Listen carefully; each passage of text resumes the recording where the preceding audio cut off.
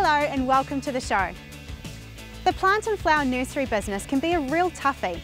With changing trends and cheap imports, it can make it really difficult for local growers to compete.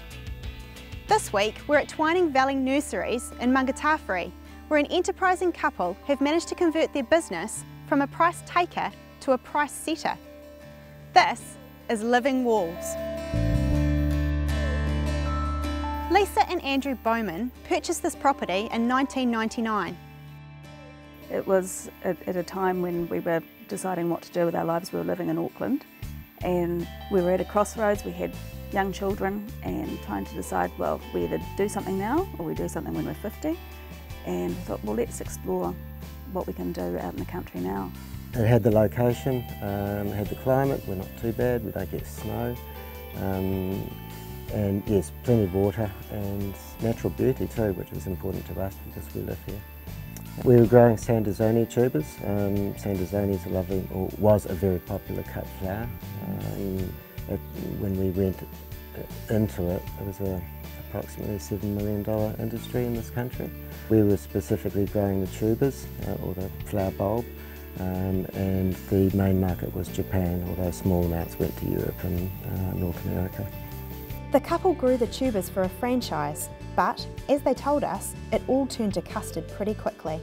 It was very short-lived, our involvement with it, because soon after we had built the greenhouses through them, they didn't actually have the product that we needed to start the growing. So they sort of moved. We did get some Sandersonia, we also got some Calla, and it became pretty evident that they weren't really someone to be, well, trusted, or that they weren't going to help us build our business going forward, so we exited that. They no longer exist actually. Well, they didn't last much longer. They didn't last much longer, no. Then in 2001, an event on the other side of the world had a crippling effect on Lisa and Andrew's business.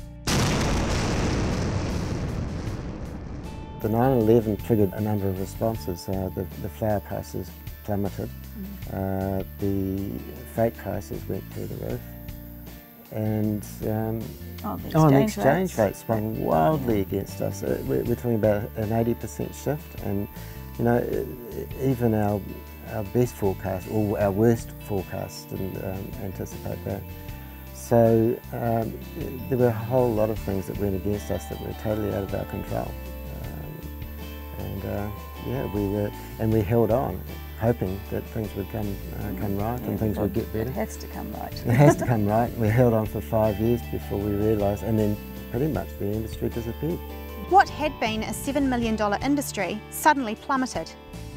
Andrew and Lisa already had invested a great deal of money and were determined to continue. They'd also tried calla lilies, supplying bulbs to the New Zealand market as potted colour for supermarkets and other outlets. But they were still subject to an often fickle and always changing market. By 2005, they were at a crossroads. We were at that point of, do we just walk away, call it quits, start from zero again? Andrew did actually think, let's just go to Gisborne because that's a lovely climate. Become hippies. Become hippies. And then he was helping a friend moving house. And he came home and said, oh, you know, people need hedges. You know, I've just been driving down, I think it was St Heliers Bay Road at the time in Auckland, and you know, there's these beautiful homes, and some of them have got just fabulous hedges, and some of them have got ugly fences, and some of them have got ugly fences with a few plants that they're trying to make into fabulous hedges. They said, oh, you know, back in the day I remember trying to get people to put in big plants for hedging, but of course it was expensive, but also the result was just amazing, and he said, oh, you know, I think that's something we should do.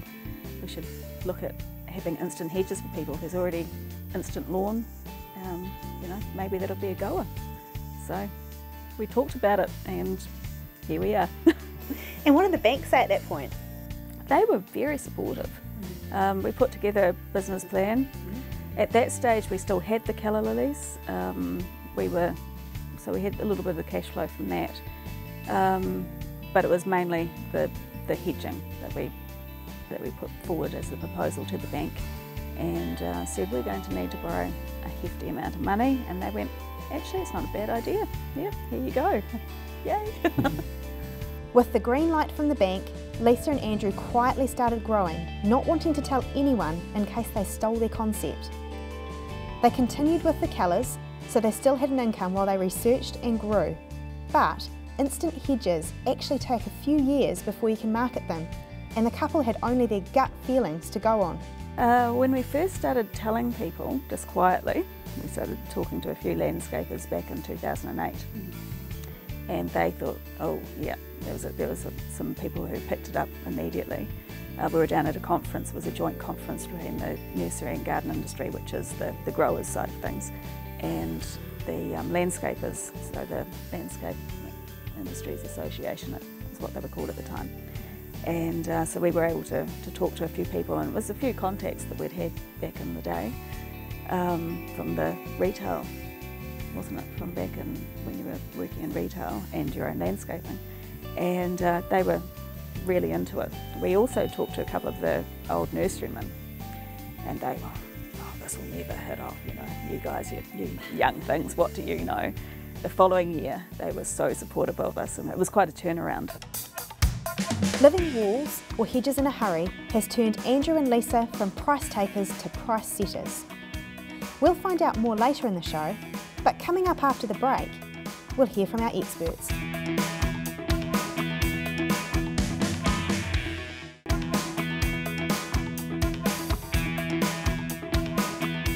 This week we hear from Dave Lewis, the founder of Vantage Point, and Dave Irving, the founder of the Ice House. I asked Dave what he thought the future held for Living Walls. Well, I think looking at this business is just an absolute growth success story waiting to happen. However, it's going to have to be very, very well planned and managed if they're going to capitalise on the opportunities that I think that they can create. I think the whole hedges in a hurry is a fantastic proposition. It talks immediately to the aesthetic values that people put around their properties, the immediacy of wanting to feel like it's complete and I'm happy and I've got the environment I want. But being able to plan for that growth, innovate their products to meet the market need at the right pace, and make sure that they're never undersupplying the market is probably going to be their biggest challenge going forward. Really important that they get the plan to market right. Really important they create the right awareness with the right markets at the right time. And I don't think they'll have a problem to execute if they keep their brand going the way it is. Dave, what part of the marketing mix do you think is most important for this company? Well, I think they could run into a lot of trouble if they went down the traditional mass media above the line marketing, say radio, billboards, magazine articles and things like that. A, because that's really costly, but B, it's much more difficult to control the supply that's required for the demand that you could create. So if I was in their shoes or advising their business, I'd be saying, look, let's control our supply to market by really controlled referral programs, word of mouth, which I'm assuming that's what they've been doing well up to date. And also really focusing on the opportunities with, say, a longer term contract, developers, councils, major group home builders and the likes, where we can actually have some predictability around the future demand. They certainly don't need to go wide, they can keep it very focused, and they should have good supply meets demand. And is this an area where they should really be looking for some external expertise to help them out? Well, they seem to be doing all right on their own at the moment. I think the more important thing is have a plan. You know, the majority of New Zealand businesses, over half, don't even have a plan on how they're going to grow their business. So if they go and get a plan, they're going to be better off than the majority of their competitors anyway. But have a plan, figure out how they can make their marketing dollar work best for them, and it certainly doesn't need to be spending a lot. I asked Dave what he thought the future held for Living Walls. Well, let's just firstly talk about what that profitable niche looks like, so that we're all on good grounds there. Again, we have a circumstance where they've found a clever and a product that has got great application on some scale, but which they've discovered for themselves. So, and they've given it a lovely term called Living Walls. So the idea of replacing the idea of a fence, which is pretty boring, with a hedge, which sure requires some maintenance, but which is so much more an attractive border, and they can do it at the same price as the fence, is a very attractive business proposition. And for homes, all amount of new homes that are getting developed in New Zealand, built in New Zealand, the opportunity for hedges to be put in instead of fences, there's value in that. The person going to buy the home is completely different mind, that the warmth, almost the comfort of a hedge at a reasonable height, so you're not even to have to maintain it and all the difficulty, but you know, done well is a definite business proposition.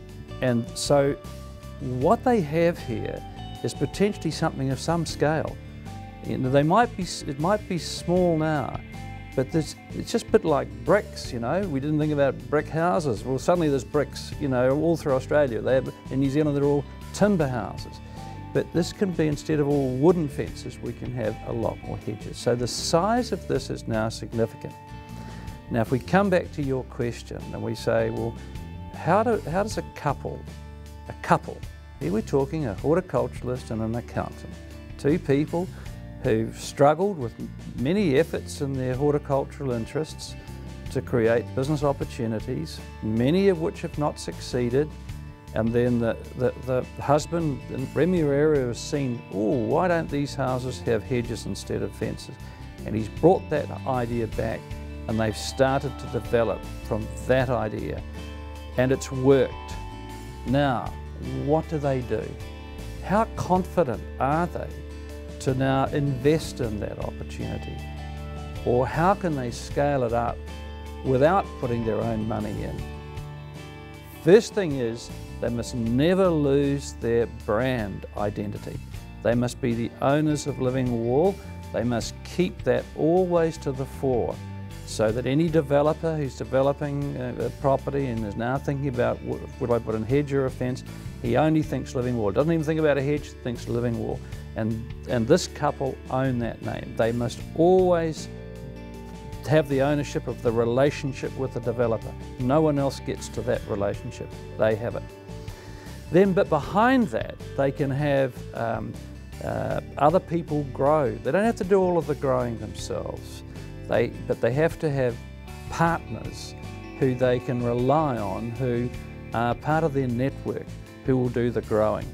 And they have to supervise that. And that's the way they'll gradually be able to scale that up. But coming back to the point again, how do they get confidence to do that, having gone through the struggle? Well, usually in these cases, they will listen to people who've been through similar experiences and have got out the other side and have then been able to grow it and learnt that it can really work and have become very successful business people.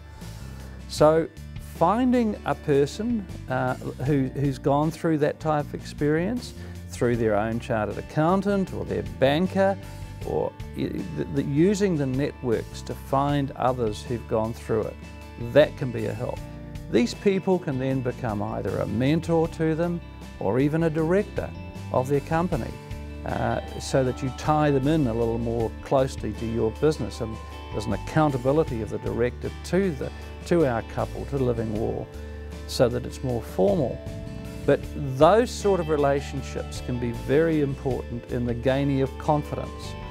Now, another thing, I'm the founder of the Ice House. I did that because I wanted to provide learning opportunities for owner-managers, for entrepreneurs. Usually learning experiences where they didn't know what they didn't know. Now, our couple, they know about growing these hedges, but they won't know about scaling it up as much. They won't know about how to conduct a business relationship with a developer. They won't know too much about the business model. How will I price these hedges? And is there a lower price per metre for a person who wants 1,000 metres of hedge versus 100 metres of hedge? How do I go about my pricing? All of those sort of questions are ones that the Ice House experience of a learning experience through a 5-month program, they will, with others on the program, learning with their own colleagues, they will get confidence through hearing others' stories, listening to other people come in and tell of their experiences, and the facilitators who run the programs, they've got very good capability in enabling the learning to take place. That sort of away from the workplace monthly learning opportunity, it just adds to their arsenal of knowledge and therefore their confidence to be able to go ahead and do something because they know it can be done. So good mentor, maybe a director, and an ice house type program are the sort of tools that will grow their confidence to be able to take advantage of the scale opportunity that they really do have in front of them. Thank you, David.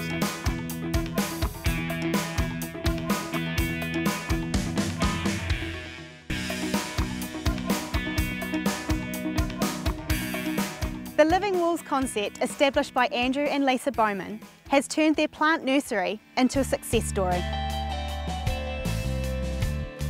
They employ 5 staff, and the old Sandersonia greenhouses are now home to a kilometre of frost tender hedges.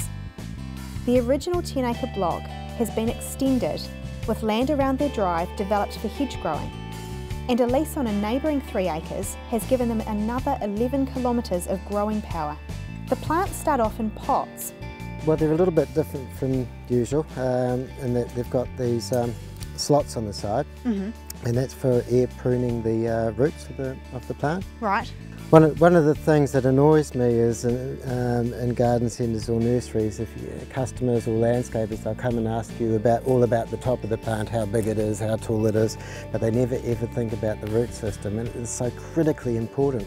That's if you purchase a plant, it doesn't matter how big it is, if it's got a poor root system, you're purchasing rubbish and it'll just fail eventually. So what happens when the roots grow? Instead of just winding away around a pot like they do normally in a bag or a normal pot, it comes out to this finds little slot here. It prunes the tip of it and it branches further back into the plant. Right. And it's a constant pruning and branching process, so you get this massive root system out of the same size plant. So the plants we're planting in our bags have probably got 2 or 3 times as many roots as the same size plant in a normal pot. So we get a healthier plant, a faster establishment and a better root system. And then we just recycle these pots so we keep them in-house.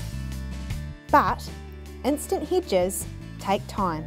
How long are we talking really for the average hedge? From us deciding, I think we need this many metres, we will need to order that for say a year out, minimum, and then we may be growing them for up to a year before we put them in our bags, and then in the bags for 2 to 4 years. So some crops, you're looking, I suppose, 4 to 6 years from us saying we're going to grow that to we're going to sell that. And tell me about the different varieties that you grow. Gosh, I get asked this all the time and then we change them. So it's probably on average we've got 30 that are available for sale at any one time. We grow 3 different ranges. We have the traditional Buxus style, so when it's in the ground it's about 25 centimetres tall. Right. The next size up can be anything from about 40 centimetres to 1.2 metres tall, and that's our living boundary range. And then we have the living screen ranges, which is the privacy range. That's anything from 1.5 to 2.2 metres when it goes out, and people can grow that to whatever size they need, 3 metres to 5 metres. Most people keep them around about the 2 metre tall, just above the fence height, just to give them that extra bit of privacy and greenery.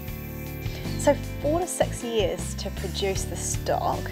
How do you predict the market that far ahead? Yeah, I've got this great crystal ball, and Andrew's got his, and they don't always and you agree. Compare? Yeah, we compare. We have some bread and butter lines that seem to be consistent sellers, and we've had to adjust our growing numbers to cover that. The rest of it is guesswork. Gardening trends change. For a while we had difficulty selling camellias, and now we can't grow enough. It seems to be the heat's going out of native plants, and flowers are back and perfume's back. For a while there, edible plants were big, so we had fruiting hedges, mandarins and feijoas, but that seems to be buttoning back. So it's like guessing what's going to be fashionable for clothes in 5 or 6 years' time. It's impossible. And sometimes we're promoters of new product. and that can go really well. No one else is growing it, or they're only just starting to see those lines in garden centres, and so people can actually say, oh, I can either buy a little one, or I can actually have that fully grown now and be ahead of the trend. So yeah, we do pick some winners, and we do pick some that are a little bit slower, but predominantly we're doing well. As Lee said, I think trend setting will be something that we'll do more and more of. We've got a few lines in there now that people don't know we have. That are particularly good, and if they're easy for us to grow, they're easy for our customers to grow. And I think if it's something that we will be more proactive with, and just saying, look, you really need to plant this because of this, and this, even though you may not have heard of it. So that's something we'll do more and more of. Trend setting is something the Bowmans are getting used to, and with their distinctive logo and bag design, they're instantly recognisable. So are these bags custom made for you, did you say? They are our design. We have 3 different sizes, a 25, a 70 and a 100 litre bag. Yes. And we use these fiberglass rods to reinforce them. And from there we can easily lift them, or 2 people can easily lift them, and it works well. The bags only last for one hedge, but it keeps the cost right down. So effectively the hedge gets taken to the site, to the customer in the bag, and then taken out of the bag, planted, end of. Absolutely. Yeah, done. Their marketing is pretty slick. This is their how-to video.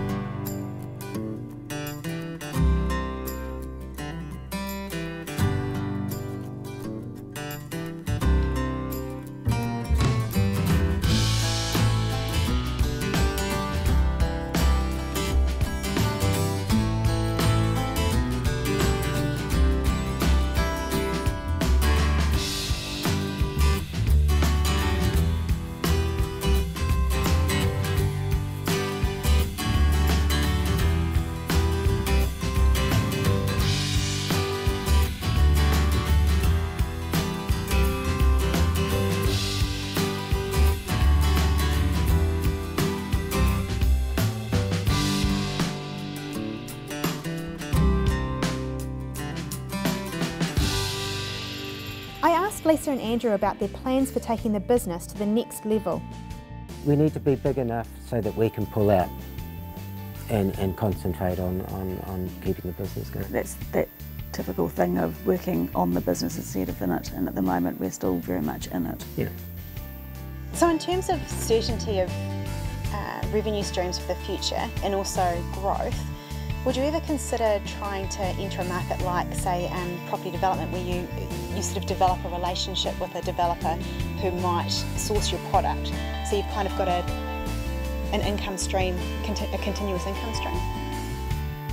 I suppose that's something that we have talked about recently, how we could actually approach them, and it's a matter of having the certainty of supply for them. We have actually worked with a couple of developers and have done that in the past. So it's not something that's too new to us. It's really just having the right plants, the right hedges for the right places, and getting out there and letting them know that we're here. Lisa and Andrew Bowman had a most excellent idea, and they've turned that into a successful and sustainable business. They are a couple in a hurry, just like the hedges, and they have daily proof that thinking forward creates dividends. Join us next week for the last in our series of Thinking Forward, when we go to the Ice House.